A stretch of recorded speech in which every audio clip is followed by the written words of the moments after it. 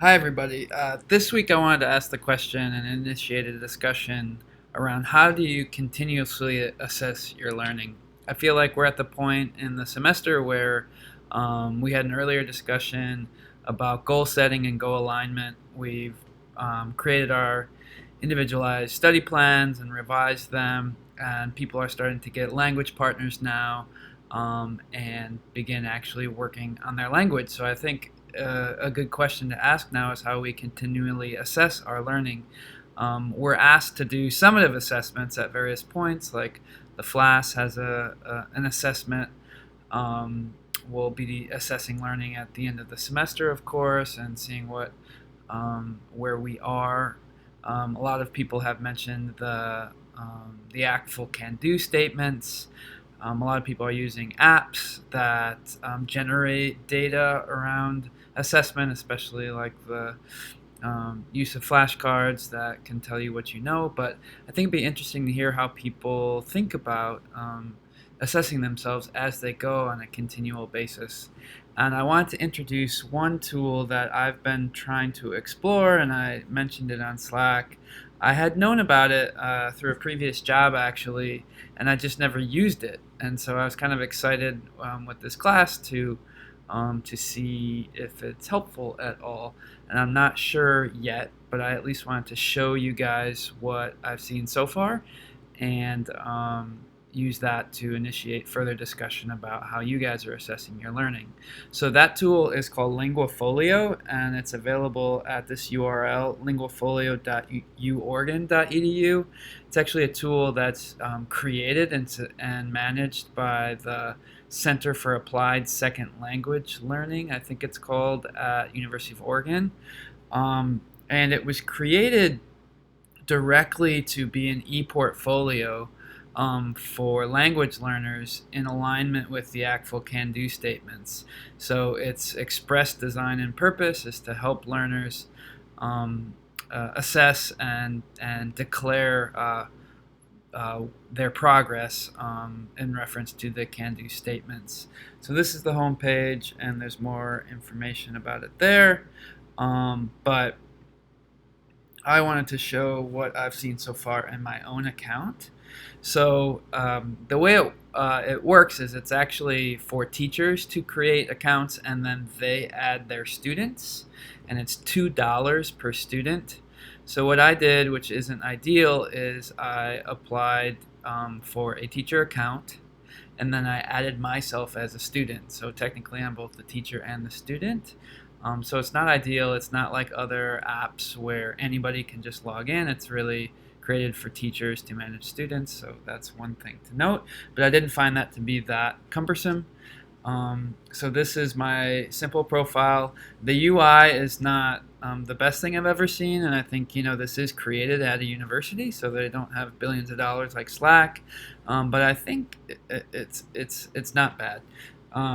So a simple profile, and the languages you're learning. I haven't done much with this profile, but if you wanted to do a bit more. But the main two items I want to show are the dashboard. The main thing is the dashboard. So you can use lots of languages. I was really impressed with the language list. Right now, unfortunately they don't have a Choli, so I just selected Luganda, which is also a language spoken commonly in Uganda.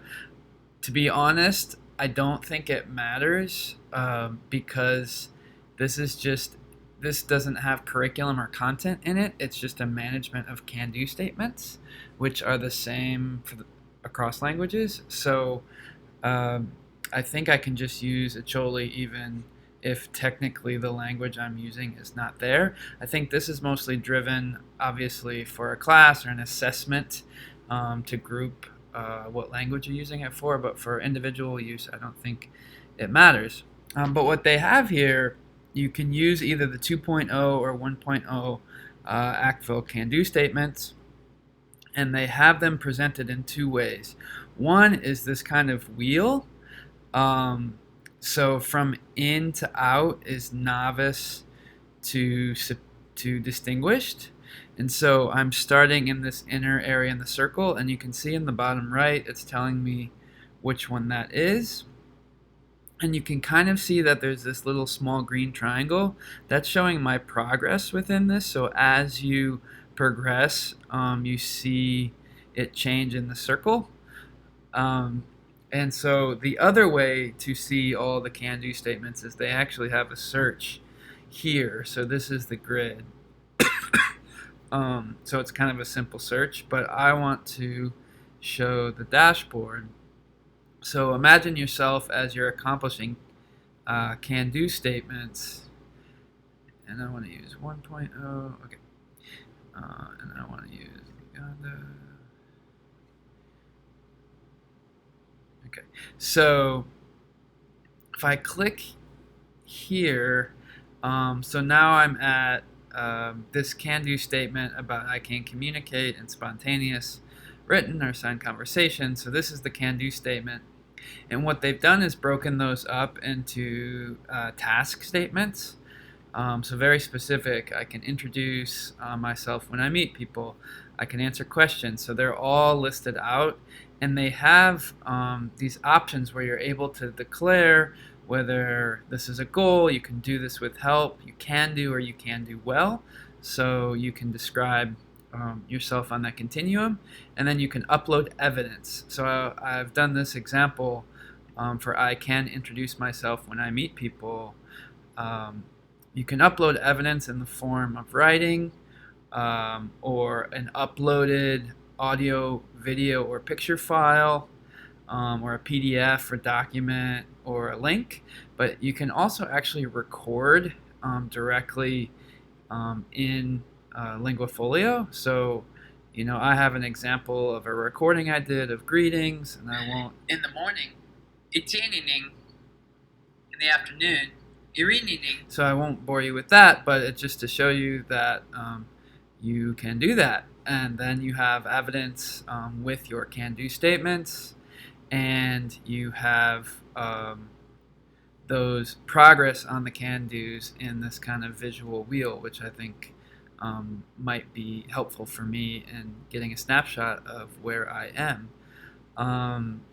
You can also just see all of your evidence in this view, so not in terms of the wheel, but just the listing of evidence, which might be helpful in quickly finding evidence as you get more in there. Like I said, you can search for the can-do statements from kind of this view. So if you have a moment where you don't want the wheel and you want to see it more in a grid. And that's really pretty much it. So I'm potentially seeing it as really that place as I'm learning that I can upload snippets, whether it's a writing sample or an audio sample of my progress on a can-do statement, and really being able to track that as I go. So I would be interested if others have strategies that work for them on this question of how do you continuously assess your learning. And that's all. Thanks.